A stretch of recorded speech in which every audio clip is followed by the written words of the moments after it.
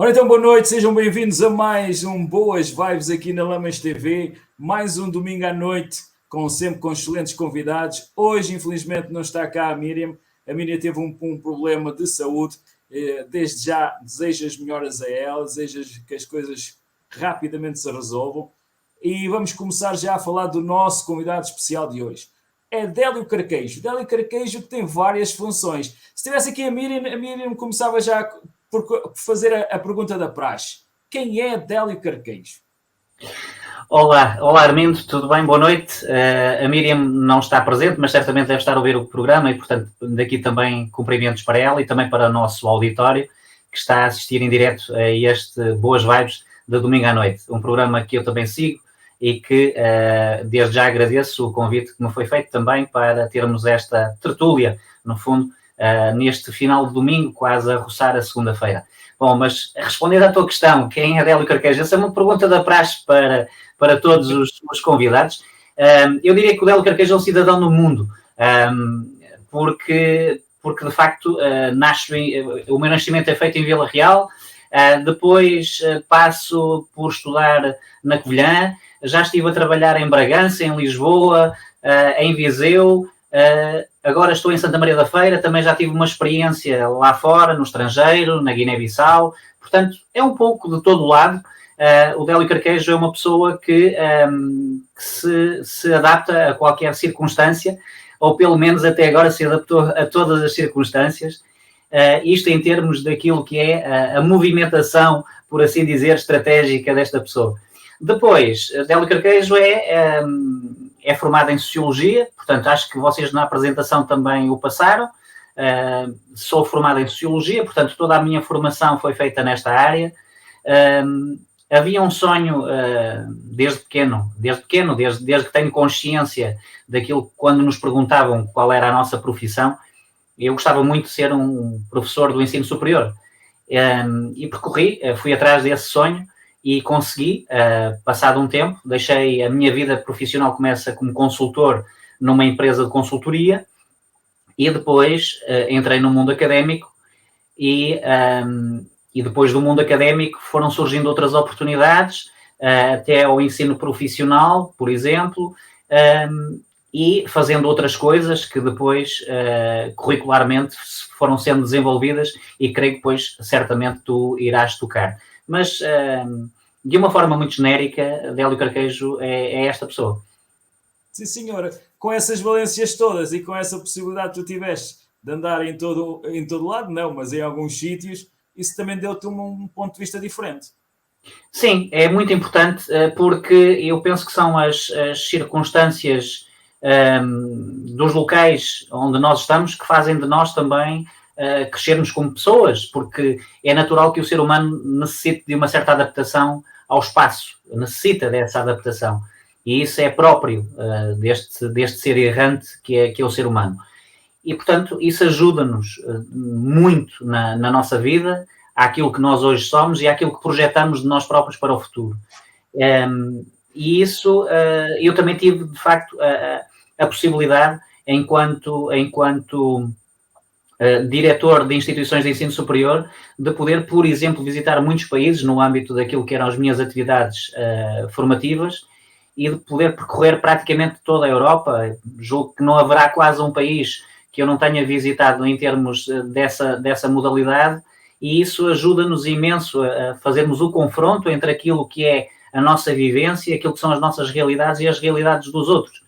E, sobretudo, vermos aquilo que é muito importante e que eu acho que também é sempre reforçado, de dizermos que nós muitas das vezes deitamos-nos abaixo e não temos razão para isso. O povo português, de facto, dá cartas onde quer que vá e tem capacidades bastante boas para vingar onde quer que seja. E isso é muito importante. Ora bem, vendo aqui o teu currículo, que é extenso, não é? Temos aqui umas coisas muito interessantes. Além de falares de consultor, gestor, professor, em essas partes todas, tens aqui umas funções que para mim é excelente. Eu gosto muito. E então, neste momento, nesta altura do campeonato, como as coisas andam, não é? Ser auditor de defesa nacional, o que é que isso implica? Olha, antes de mais, ser auditor de defesa nacional é exatamente isso. É ser uma pessoa que participa, no fundo, na discussão daquilo que é o conceito estratégico de defesa nacional. Isto, para quem não está a ouvir, pode parecer um pouco complicado, mas, no fundo, é a possibilidade de que alguns cidadãos, e que eu tive a sorte de ser um dos selecionados para a realização desse curso, já lá vão 3 anos que finalizei esse curso no Instituto de Defesa Nacional. São cursos, de facto, muito restritos, com uma entrada de cerca de 16 pessoas a norte de Portugal e cerca de 20 pessoas no sul de Portugal. Depois há uma turma em Lisboa, uma turma no Porto, a decorrer em simultâneo, e, no fundo, nós temos um programa que abarca tudo aquilo que possas imaginar. Desde aquilo que seja a área militar, a parte mais estratégica militar, à parte económica, à parte social, à parte política, portanto, à parte cultural. No fundo, é um confronto de vivências entre aquilo que todos nós que lá estamos temos e que vivemos, e que pomos ao dispor do Instituto de Defesa Nacional para discutir, no fundo, o que é ver o nosso país neste mundo, em termos estratégicos. E isso ajuda de sobremaneira, porque se eu posso levar uma mais-valia, que é a minha, do conhecimento, por exemplo, que eu tenho ao nível daquilo que é o sistema de ensino, outros levarão outras valências, como a parte das partes, por exemplo, médicas, hospitalares, outros levarão a parte da economia, da gestão, outros levarão a parte política, porque também há muitos autarcas que acabam por realizar este curso. A parte dos oficiais dos oficiais, por exemplo, de polícia, também aportam a sua realidade, os médicos aportam outra realidade, e tudo isto vai convergir para cada um ter o seu pensamento, e esse pensamento ajudar a um pensamento muito mais, digamos, muito mais consolidado e mais alicerçado naquilo que interessa, que é perceber essa nossa ligação ao mundo e como é que Portugal está preparado. No fundo é isso. Ora bem, depois, a nível de especializações, tens uma especialização em cibersegurança e gestão de crises no cyberespaço, ou no ciberespaço. No ciberespaço. Isto hoje em dia é muito importante, cada vez mais.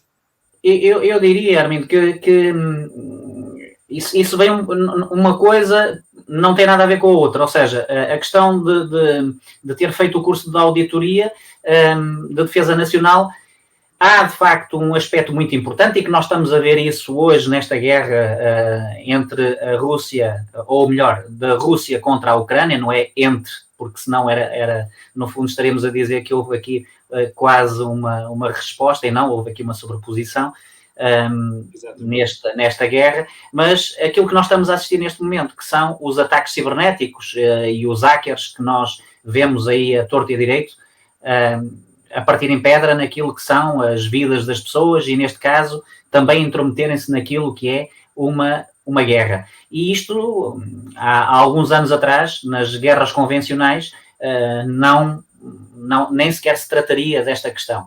O que é facto é que a nossa vida hoje está muito interconectada com os dispositivos, com tudo aquilo que é digital, e esta parte da cibersegurança, ou a segurança que nós temos, ou que podemos vir a ter nas redes que nós todos utilizamos todos os dias, desde o simples toque no telemóvel à questão do clique no computador, tudo isso são aspectos importantes, e que é uma área que hoje é também ela muito importante para os organismos públicos, importante para as empresas privadas e importante para o cidadão comum, como todos nós, na nossa vida diária. Muita gente ainda desconhece o que é este conceito de cibersegurança, mas no fundo ele resume-se a tentarmos perceber como é que, uma vez entrados neste mundo, que é o mundo cibernético, o mundo digital, como é que nós devemos adotar determinados tipos de comportamentos para minimizar aquilo que é o impacto que pode ter a invasão da nossa privacidade, da nossa enquanto indivíduos, e a invasão de privacidade daquilo que são as instituições públicas ou privadas. E nós estamos fartos de ver esses exemplos de intromissão e a forma como as pessoas reagem relativamente a isso. E, portanto, esta área surge com uma certa naturalidade por alguém que nunca está satisfeito com aquilo que tem. Eu quase que brincaria dizendo isto, porque o Délio Carquejo não o disse na apresentação, mas é uma pessoa por si só que é muito curiosa, gosta muito de aprender, gosta muito de ir àquelas áreas que não são áreas habitué, que não são áreas que normalmente nós pensemos todos os dias que gostaríamos de entrar, ou por medo, ou por desconhecimento, ou por acharmos que aquilo até nem é para nós. E no fundo, eu enverdei, sendo na base sociólogo, poderia fazer tudo ligado à sociologia, mas quis fazer outras coisas, não é? Mas de qualquer maneira tem sempre relacionado com a sociedade, não é? Sim, acaba por ser, exatamente, né? Essa tua observação é correta, mas no fundo aquilo que importa é nós, muitas das vezes, e é aquilo que eu acho que todos nós devemos ser, é curiosos perante as coisas para podermos estar preparados para uma qualquer situação. E agora a minha última, não foi, a cibersegurança não foi a minha última área de intervenção, certamente que acho que vais ter curiosidade se estás a seguir aí essa listagem. Vais falar já na próxima, mas a cibersegurança foi num momento também chave, quando se começou a falar em Portugal nessa realidade, também tive a oportunidade de fazer um caso prático de intromissão no sistema nacional, de um exercício prático que culminou no Colégio Militar em Lisboa, no sentido de se perceber como é que era se o Banco de Portugal, por exemplo, estivesse a ter um ataque de hackers através da Dark Web, ou seja, a Dark Web, para quem também não está ou não é conhecedor destes conceitos, é tudo aquilo que está por detrás daquilo que é visível para nós ao nível de informação digital. Portanto, são os bichinhos maus, por assim dizer, que trabalham, ou bons também há os hackers bons, que trabalham por trás, mas neste caso era um ataque na zona negra da internet, estando a atacar Portugal, a atacar o Banco de Portugal, e o que é que iria acontecer.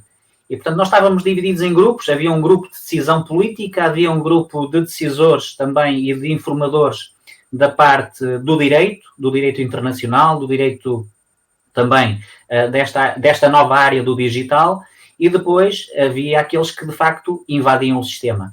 E nós tínhamos que saber resolver essa questão. O exercício culminou com a situação de nós termos que encontrar uma solução para aquilo que foi o ataque ao Banco de Portugal. Mas aí mostrou-se perfeitamente as vulnerabilidades e o quão à mercê o cidadão está daquela que parece... Era uma das perguntas que eu queria fazer, se Portugal é seguro ou não, não é? Há pouco estávamos a falar em off que qualquer pessoa que utilizasse a internet pública podia ser hackeado. Sim, eu não colocaria as questões, Armindo, na questão se Portugal é ou não é. E Portugal depende sempre da forma como as pessoas encaram esta questão. E se nós temos grandes grupos que apostam forte em se protegerem destes ataques, há outros que não o fazem porque entendem que o mundo é muito... existem muitas pessoas no mundo e, portanto, não vão ser elas que vão ser alvo desse ataque e, portanto, se calhar não se protegem tanto. Agora, o que de facto é demonstrativo da pouca cultura digital e, no fundo, de segurança digital que nós temos em Portugal tem muito a ver com aquilo que tu estavas a referir e que nós já falamos e que agora aqui aos microfones para todos nos ouvirem, que é a simples questão de nós, muitas das vezes, entrarmos em espaços como restaurantes, cafés, supermercados, seja o que for, que tenham uma rede livre para nós podermos utilizar e de uma forma muito simples, todos nós pedimos à pessoa desse estabelecimento, olha, por favor, diga-nos qual é a chave para entrar livremente aqui na internet e automaticamente estamos a ceder o passaporte para que quem estiver mal intencionado possa chegar até às nossas informações dentro daquilo que é o nosso pequeno dispositivo eletrónico que temos na mão. E cada vez mais estamos dependentes desse sistema, não é? Cada vez mais estamos dependentes do telemóvel para tudo e para mais qualquer coisa, principalmente os jovens utilizam o telemóvel. Se faltar o telemóvel, acho que lhes falta tudo. Pois, essa é outra realidade. É outra realidade que tem muito a ver com a forma como nós educamos, não é? Isso é uma verdade. Ora bem, falando então em especializações, como nós estávamos a falar, agora vem a geopolítica. Como é que surgiu isso? Não surge por causa da guerra, a geopolítica vem muito para trás, portanto, é outra área de conhecimento que me fascina, porque a geopolítica permite-nos perceber a forma e o posicionamento daquilo que são as decisões num determinado momento de um determinado Estado. E, portanto, de uma forma muito sucinta isto. E isso a mim sempre nutriu esta parte da geopolítica. É muito importante porque eu sempre quis perceber como é que era o nosso contexto, porque é que nós reagimos de determinadas maneiras, porque é que os outros fazem ou tentam alcançar determinados objetivos de uma determinada forma, porque é que nós não seguimos aquele modelo, porque é que temos outro, porque é que os Estados Unidos são vistos como a grande superpotência mundial, porque é que a China está a ser vista como a grande referência neste momento de afronta àquilo que é a liderança mundial dos Estados Unidos, ou porque é que, ainda antes desta guerra, se dizia porque é que a Rússia está tão abafada, por assim dizer, depois de ter sido uma superpotência na Segunda Grande Guerra Mundial. Portanto, tudo isto e percebermos estas dinâmicas, e hoje, ainda muito mais, a geopolítica me ajuda a perceber. Tenho feito também alguns comentários a convite também de alguns colegas de rádio que me têm puxado para falar sobre esta questão entre a Ucrânia e a Rússia, e que temos que ir a raízes muito profundas para percebermos aquilo que é um contexto imediato de uma guerra como esta, que se teve a preparar durante anos e anos e anos, e que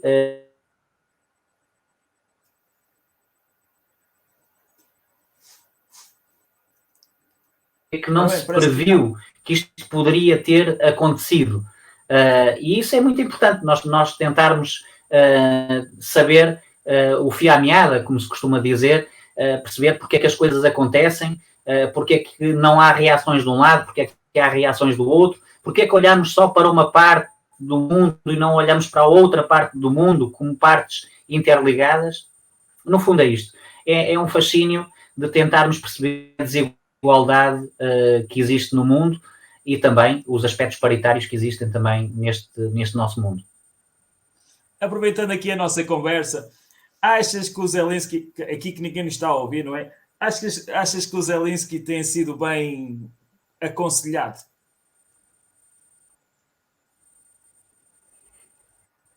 Há sempre várias leituras, e eu a única leitura que dou é esta. Uma guerra nunca deve existir, uma guerra nunca deveria existir, ou pelo menos nos tempos atuais nós não deveríamos ter guerras sangrentas como esta que está a acontecer. Lembro que no mundo estão a ocorrer outras guerras em simultâneo, onde se calhar estamos a ter muito mais vítimas do que aquelas que estamos a ter agora aqui. Esta é muito mais vivida. E porquê? Porque está aqui à porta do mundo civilizado, daquilo que nós dizemos que é a Europa como a primeira montra do mundo civilizado e, portanto, que renasceu das cinzas depois da Segunda Guerra Mundial. E, portanto, o primeiro ponto a discutir é este. Isto é ilegítimo. Portanto, numa guerra não deveria existir.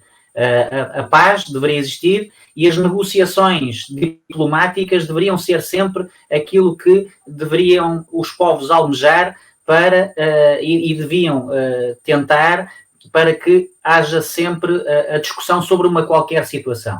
E o que nós temos na base, no fundo, das grandes guerras que existem no mundo são sempre questões de disputa territorial. Praticamente não são outras, são disputas territoriais. E o homem, nós vemos também, isso já tem muito a ver também com aquilo que foi a minha tese, por exemplo, de mestrado, que tinha a ver com a questão da segurança e criminalidade, e que pude observar que a grande parte dos crimes hediondos que aconteciam eram no interior de Portugal. E as pessoas perguntavam porquê é que acontecem os maiores crimes no interior de Portugal, apesar de haver os maiores, os piores, não os maiores, os piores. Porque a grande parte dos crimes está situada na faixa litoral, também é onde está situada a maior parte da população portuguesa, mas porquê é que aconteciam aquelas mortes sangrentas no interior de Portugal? Porque era a propriedade. Porque as pessoas ligam muito à propriedade e matavam com enxadas, com paus, coisas dantescas que aconteciam e continuam muitas vezes a acontecer. E sempre com um motivo, a questão da propriedade. E, portanto, isto é um dos aspectos fundamentais. E existe aqui, nesta guerra, exatamente isso, que é discutir se é legítimo ou não é legítimo que a Ucrânia tenha a dimensão que tem e o espaço, no fundo, de fronteira que tem. E é isto que está em discussão. Agora, temos que ir às razões históricas para percebermos o porquê que se chega aqui. E depois estão aí os comentadores políticos. Eu não sou comentador político para o fazer, logicamente, e não vou entrar nessa de comentador, que estão a defender esta estratégia de que Putin está a tentar ter novamente aquilo que era o Império Otomano antigo nos tempos atuais. Isso é impossível, sabemos isso. Sabemos que existe uma barreira muito clara e desenvolvida pelos Estados que tem muito a ver com a defesa internacional e que é a NATO, e que permite que haja uma barreira, uma defesa, porque é uma organização de defesa destes Estados que convergem para a NATO contra outros.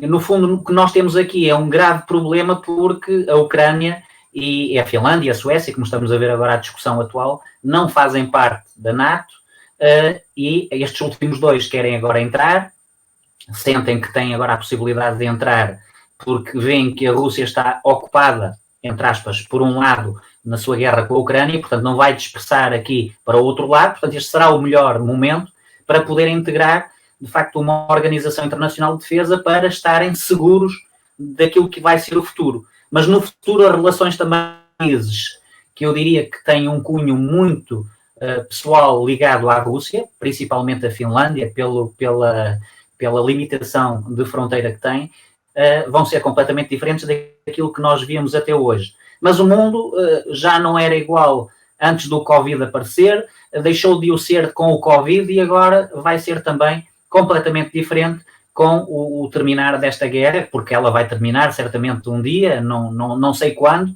se é amanhã, se é daqui a um mês ou 2 meses ou daqui a meio ano, tudo vai depender daquilo que se joga nos bastidores, porque eu creio que as pessoas também percebem que uma guerra não se discute nas televisões, nem se discute e nem se resolve pelos comentários políticos.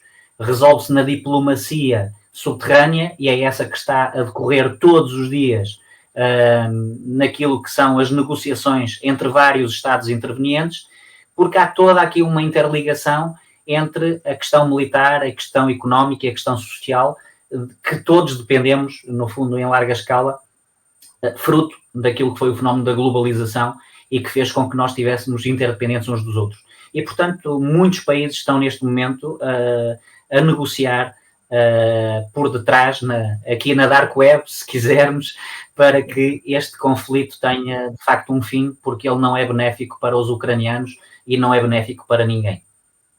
Bem, costuma-se dizer que o homem não aprende com a história, porque há sempre uma repetição na história, não é? Isto acaba sempre por se repetir. Sim, há quem diga que a Terra é redonda, não é?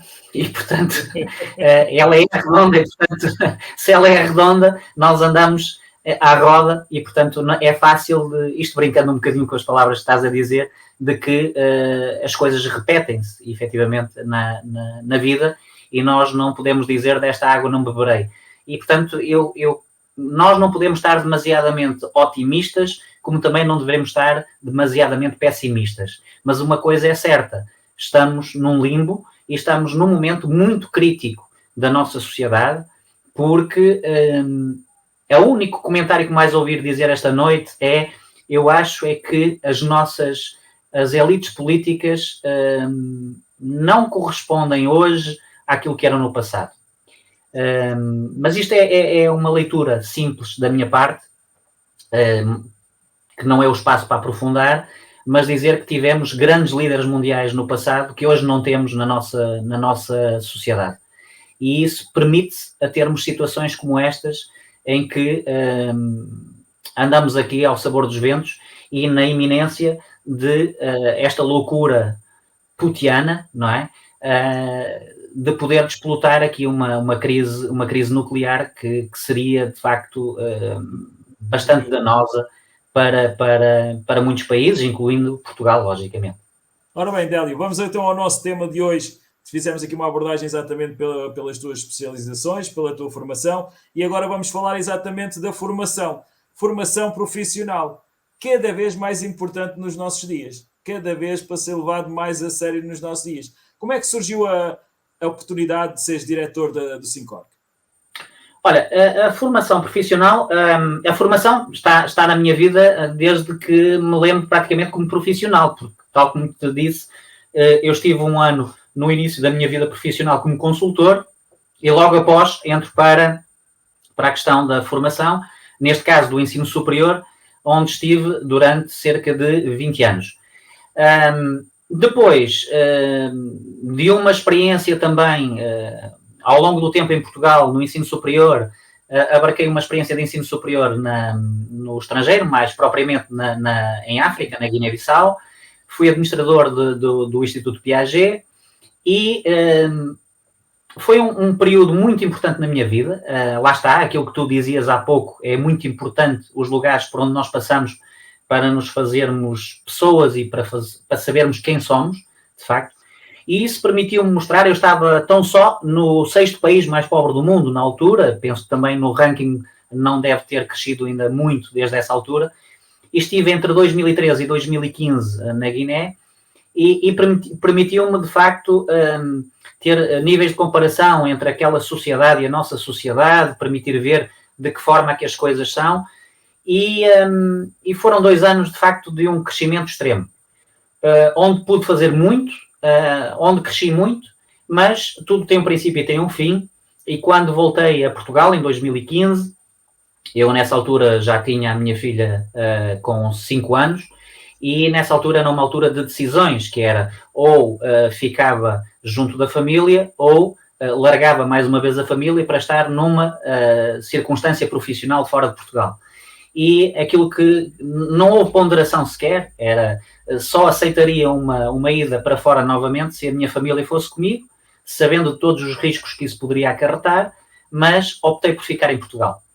E ao ficar em Portugal, assumi a responsabilidade, na altura, fui convidado para estar na instituição FEDESPAB, na Fundação de Ensino e Desenvolvimento de Passos Brandão, que tinha o ensino superior e o ensino profissional, que era a Escola Profissional de Passos Brandão. E nessa altura foi-me dado pela primeira vez a possibilidade de poder conciliar esta realidade entre o ensino superior e o ensino profissional. Contei isto para poder chegar a essa tua pergunta da questão do ensino profissional, também para as pessoas perceberem porque é que toco no ensino profissional. E então tive 2 anos na escola profissional, onde tive a possibilidade de ter esta minha primeira ligação a esta realidade e de perceber a dinâmica que se procura nesta realidade.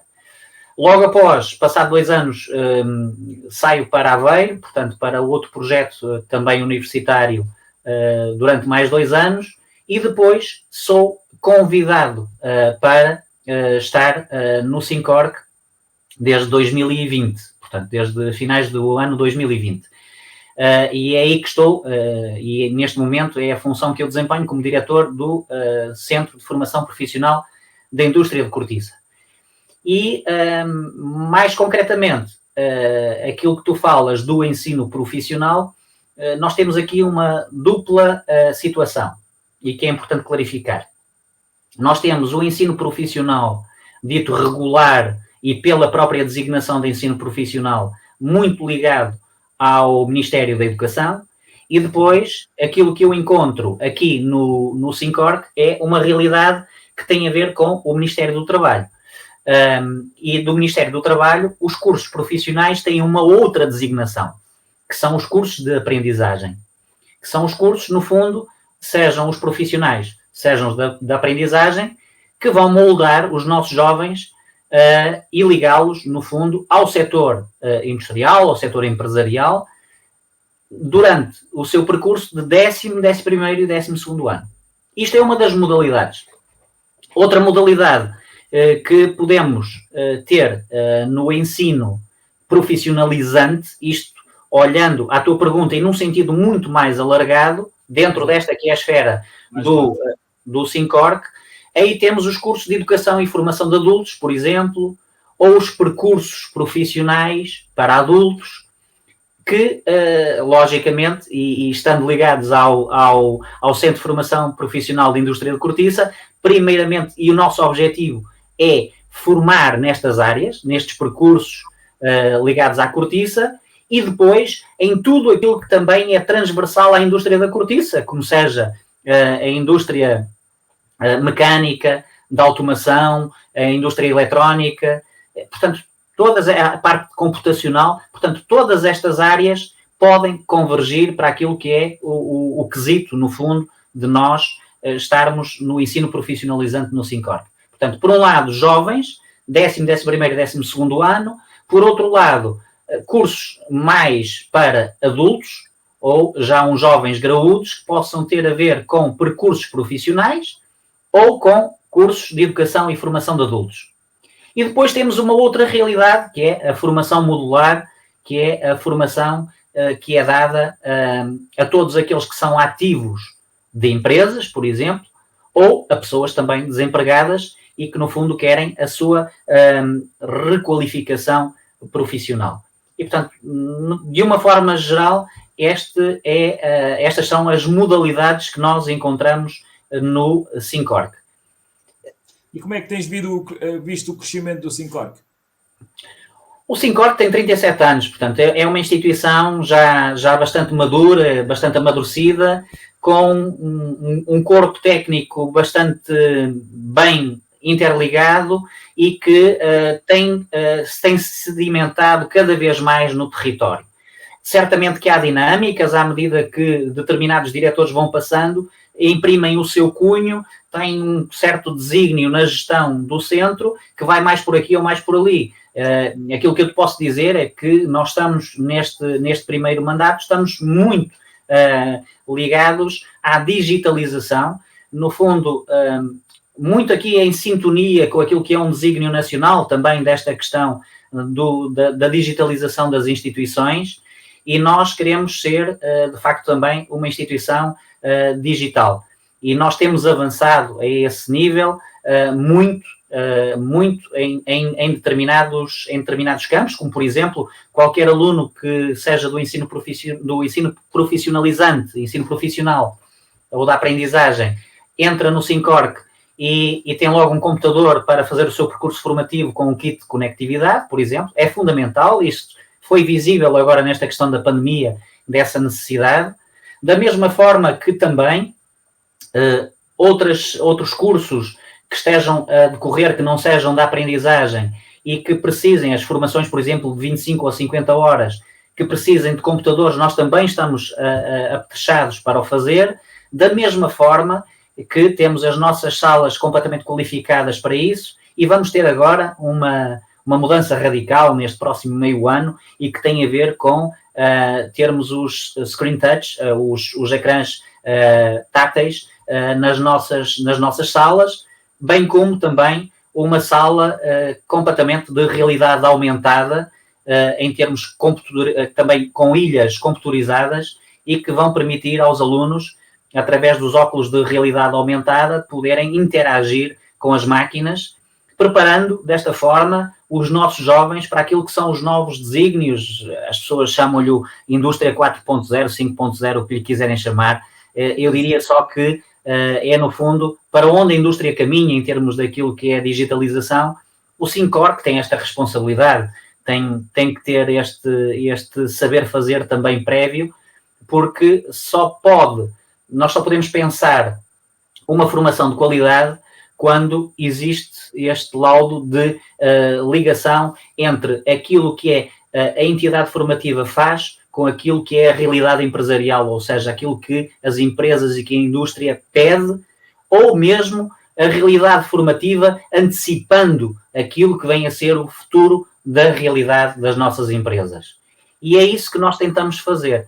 Nós no Syncorc, eu convido desde já todos que nos estão a ouvir, porque o Syncorc, e eu tenho por hábito fazer estes convites às pessoas, porque há muita gente que não conhece o que se faz no Syncorc, tem muita noção que só fazemos aquelas coisas ligadas à cortiça e, portanto, não é só isso. Nós temos que é o projeto.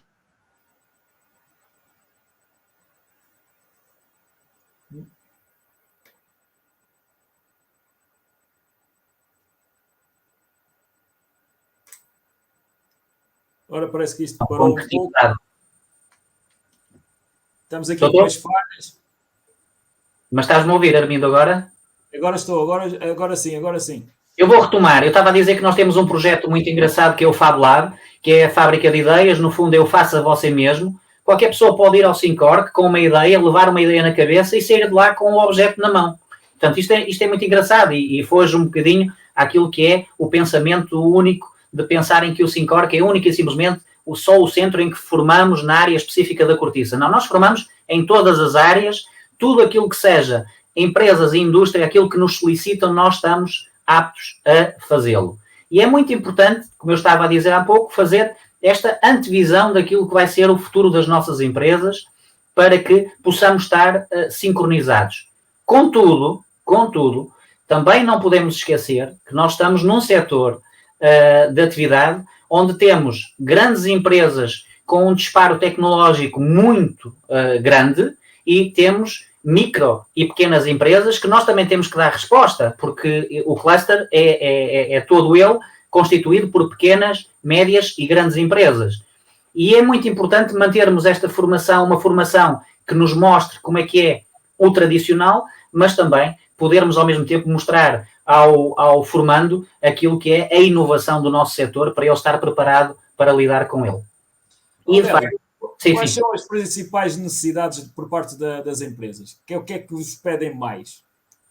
Olha, neste momento, por incrível que pareça, as profissões tradicionais ligadas ao setor da cortiça, logicamente, o traçador, o rabaneador, o broquista, são profissões que estão sempre a ser solicitadas. Então, se nós encontrarmos um bom traçador, eu creio que não haverá uma única empresa que nos diga que não quer esse traçador na sua empresa.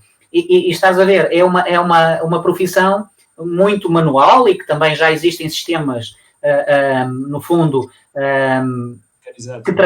que trabalham com isto de uma forma mecânica, mas eu diria que o saber ancestral desta nossa atividade ainda vale muito e vai continuar a pesar muito, porque mesmo que nós tenhamos a máquina, eu continuo a dizer que os olhos humanos e a mão humana nesta atividade são fundamentais e são sempre um valor acrescentado, quer queiramos, quer não.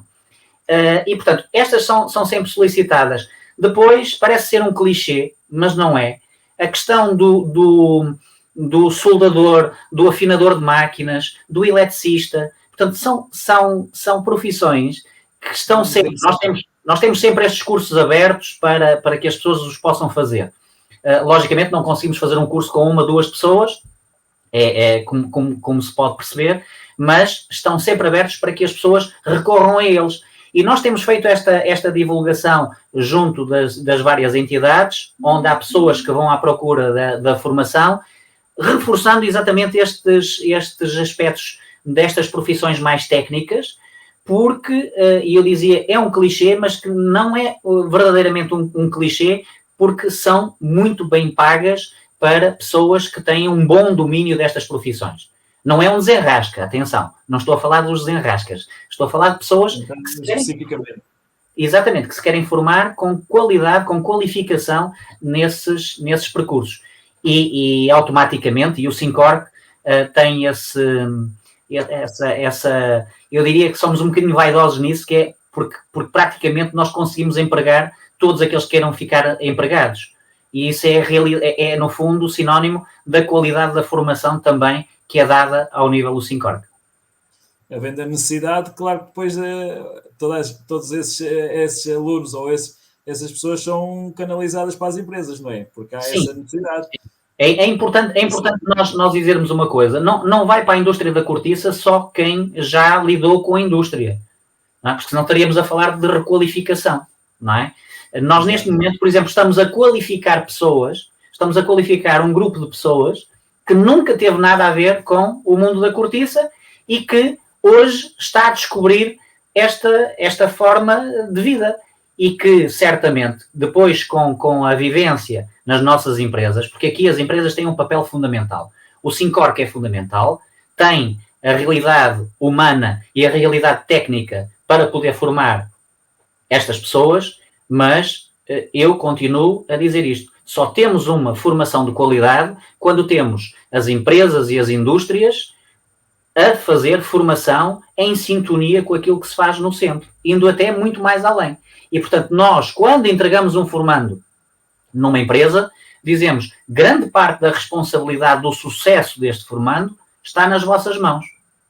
Porque é aqui neste ambiente, no lidar, no dia-a-dia com os colegas de trabalho, com as pessoas que estão nesta empresa, que eles vão ser o funcionário da manhã.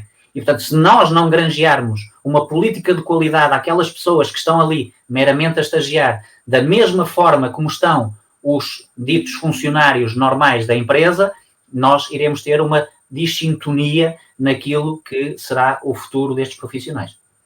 Agora estamos numa crítica também desta formação. E como é que se cativa os jovens para o mundo da cortiça? É muito difícil. É muito difícil. Era isso que eu estava a dizer. Estamos num período crítico. Por duas razões.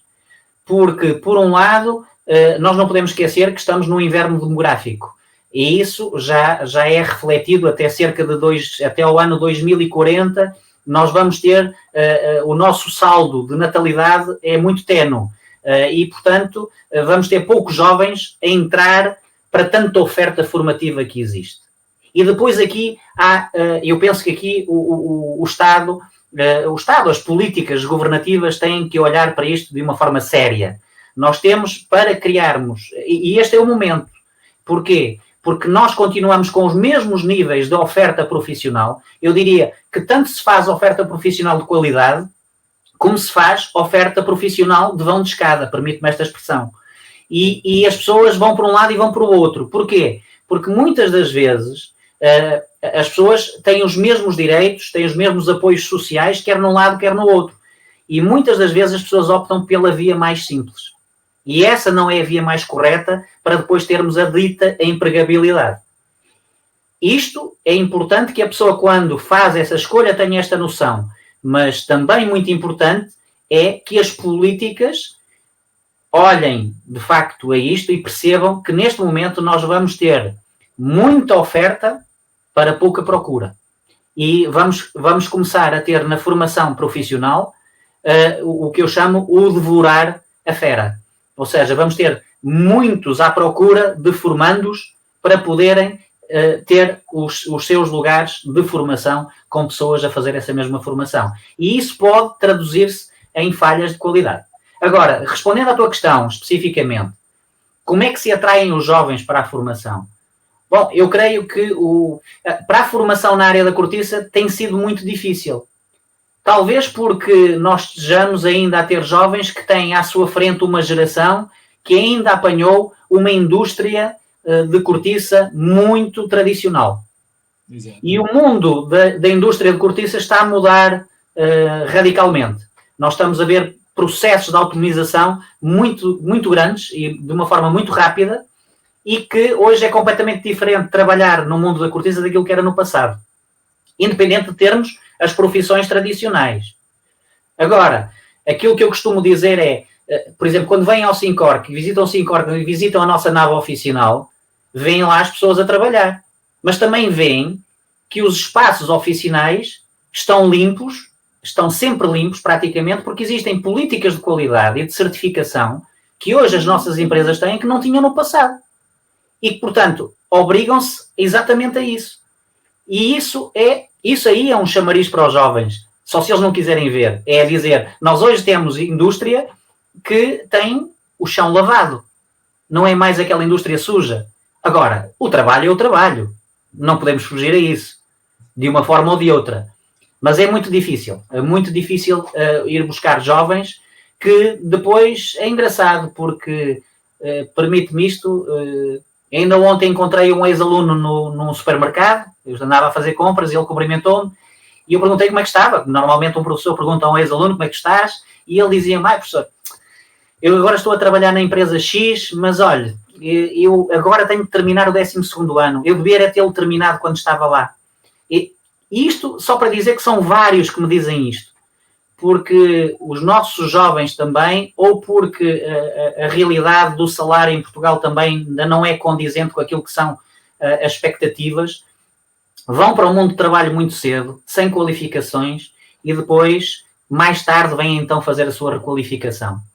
E quando deveria ser ao contrário, nós devíamos apostar nos jovens desde o início, numa formação de qualidade, que é esta formação que demora tempo, porque nós temos que eles entram ali jovens, logicamente, mas temos que os formar como homens e mulheres da manhã e têm que saber que até para nós sermos ensinados e sermos educados é preciso trabalho e temos que nos dedicar a isso todos os dias. E isto tem que entrar, mas temos de ter aqui uma ajuda muito forte também por parte das famílias, e as famílias aqui são fulcrais naquilo que são os nossos jovens, da forma como eles chegam ao sistema, porque depois, pela nossa parte, eu falo, não se preocupem que nós sabemos como é que os vamos tornar os homens da manhã. Odélio, falaste ainda agora e bem daquela situação dos miúdos que querem completar o 12º ano. Vocês também têm essa valência, não é? Também têm essas competências. Sim, o centro qualifica, no fundo, através do processo de reconhecimento, validação e certificação de competências. Qualquer pessoa hoje pode reconhecer o 4º, o 6º, o 9º ou o 12º ano.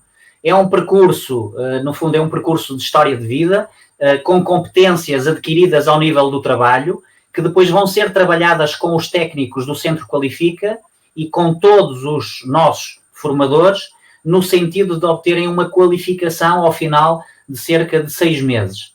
E, portanto, é possível as pessoas irem novamente ao sistema, voltarem ao sistema e, através deste processo, que é um processo, volto a frisar o nome, de reconhecimento, validação e certificação das suas competências, e quando falo suas, de cada uma das pessoas que nos está a ouvir.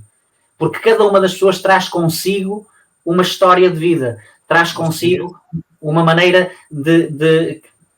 a forma como ela se desenvolveu na vida, como trabalhou, como fez as coisas, como se relacionou de forma familiar, como encarou um processo de divórcio e ao mesmo tempo ter de tratar dos filhos e ao mesmo tempo do trabalho. Tudo isto faz com que as pessoas tenham determinadas qualidades que elas próprias não conseguem olhar para elas e dizer isto é uma qualidade.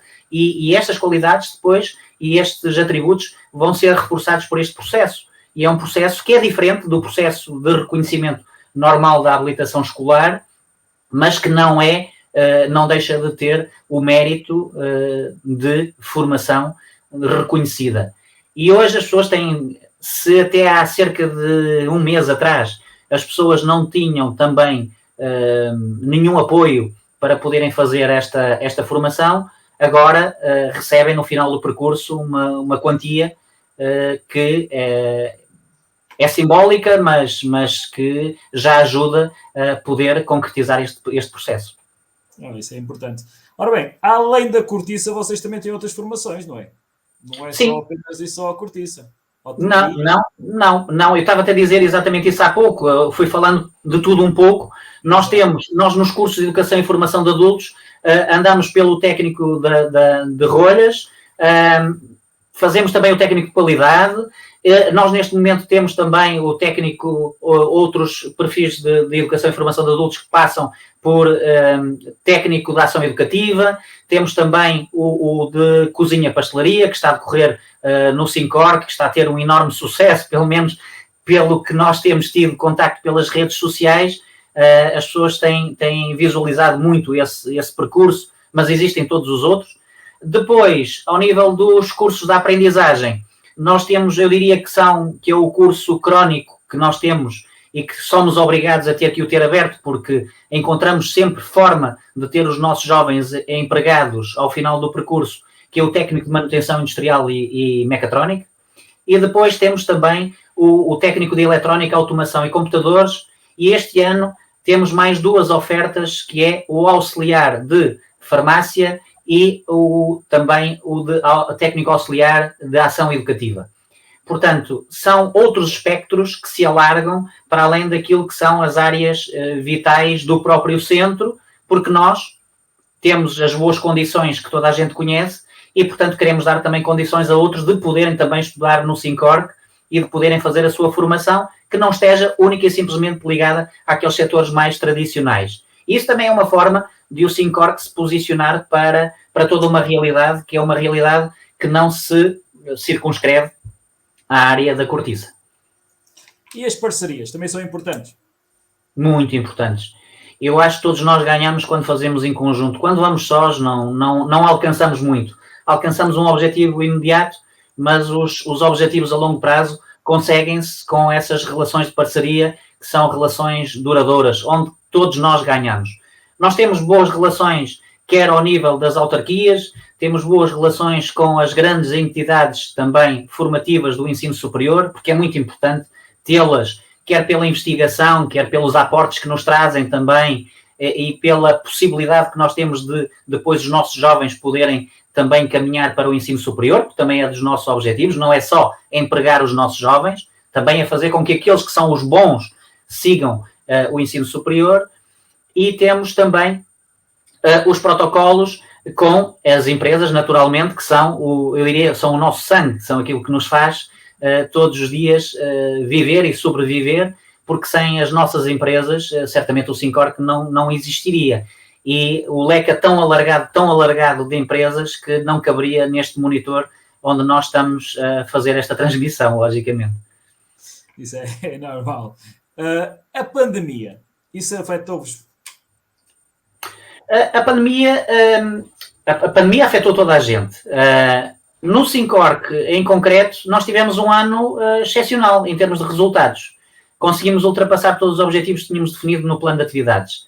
E perguntas, mas como é que isso é possível? É possível a partir do momento em que nós já estávamos preparados para aquilo que aí vinha. Ou seja, eu falo no período de 2021, o ano 2021 foi um bom ano, porque nós tivemos parados praticamente uma semana. Se foi para rapidamente procedermos ao desencaixe das pessoas de forma local, de estarem dentro do SINCORC e poderem estar nas suas casas a fazer a formação. Porque as empresas continuaram a trabalhar normalmente, aquelas que tiveram com todos os cuidados, e quem estava a estagiar continuou a estagiar, e nós, ao nível de formação, também continuamos a dar a formação. Agora, as relações, logicamente, que não são as mesmas. O nós estarmos numa situação de formação à distância nunca é uma relação próxima como aquela que nós concretizamos quando temos os formandos em contexto de formação de SINCORC. Também é importante dizer isto, que as pessoas não pensem que houve aqui um facilitismo, porque aquilo que eram as áreas técnicas de desenvolvimento técnico de operacionalidade nas nossas máquinas, foi desenvolvida numa outra altura. Portanto, o que nós fizemos foi um ajustamento em termos formativos, de fazermos com que as pessoas, em termos daquilo que era a sua formação, digamos, teórica, pudesse avançar por essa via, e depois, retornados novamente à vivência presencial, podemos então desenvolver as partes tecnológicas dos nossos cursos. Mas correu com normalidade, com exceção a tudo aquilo que foi feito sobre todos nós, que fez-nos estar mais tristes, fez-nos estar com máscaras, não, muitas das vezes até nem conhecendo as pessoas que estão à nossa frente, porque é difícil, pedimos para tirar a máscara um bocadinho para podermos observar, e nos nossos jovens sente-se um bocadinho essa quebra de relação que aconteceu durante estes períodos do Covid, de maior isolamento, mas nada de mais que tivesse afetado o centro. Há pouco falaste do Fab Lab. Qualquer pessoa pode utilizar o Fab Lab ou é só para as empresas? Qualquer pessoa.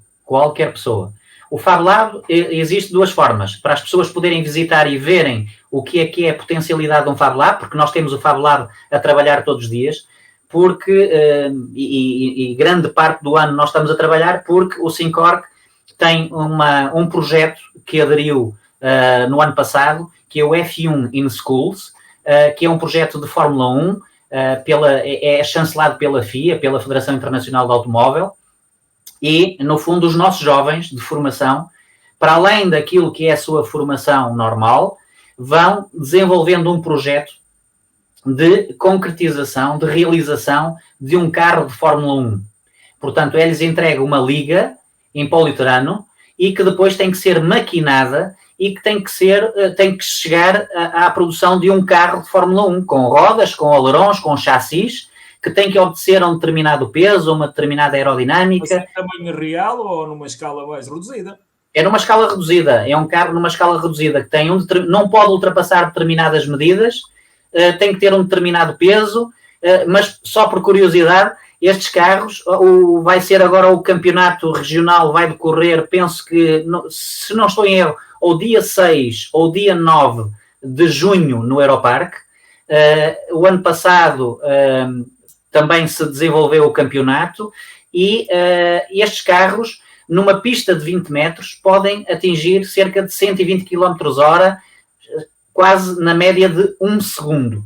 Ou seja, fazer a pista em 20 metros num segundo. É uma coisa brutal. Mas mais do que aquilo que é vermos a parte final, que é a parte da competição, e que logicamente que os jovens estão todos empolgados com isso, porque é um projeto transversal, isto é que é importante dizer, porque é um projeto que vai verter as várias matérias que eles aprendem nas aulas. Portanto, eles vão ter que preparar um portfólio em inglês e, portanto, a língua inglesa é fundamental. Têm que preparar um portfólio em português, a língua portuguesa é fundamental. Nós temos na equipa depois os cargos também dentro da equipa.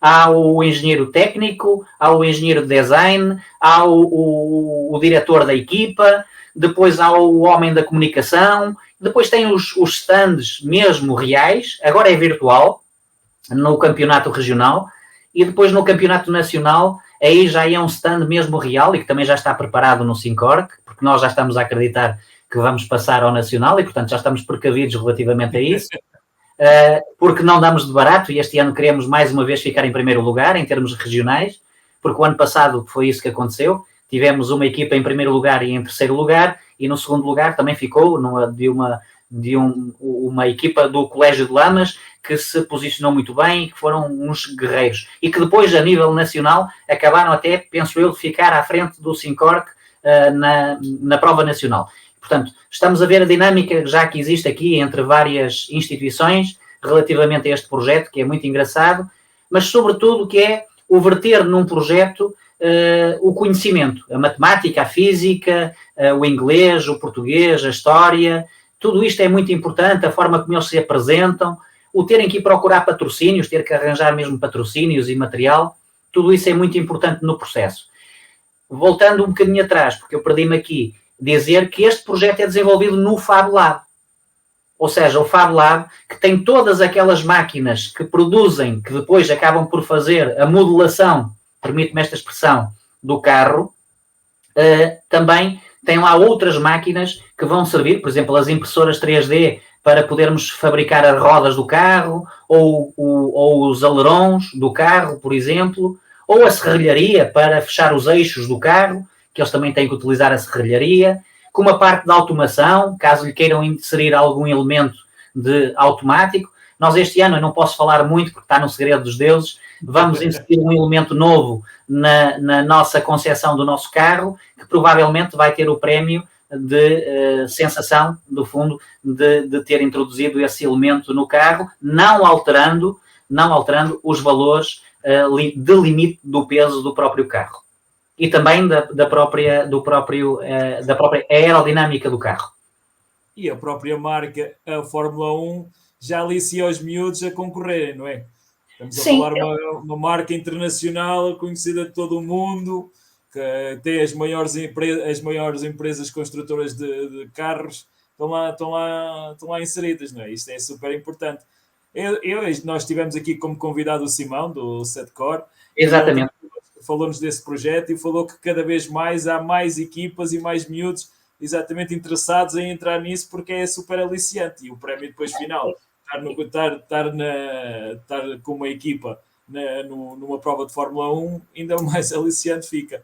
Ora bem, estamos a terminar o nosso programa.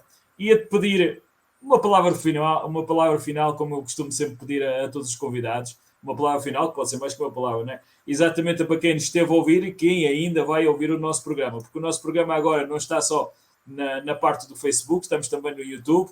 Também convido toda a gente também a ver o nosso canal no YouTube, também a subscrever e a partilhar, se for do vosso agrado. Délio.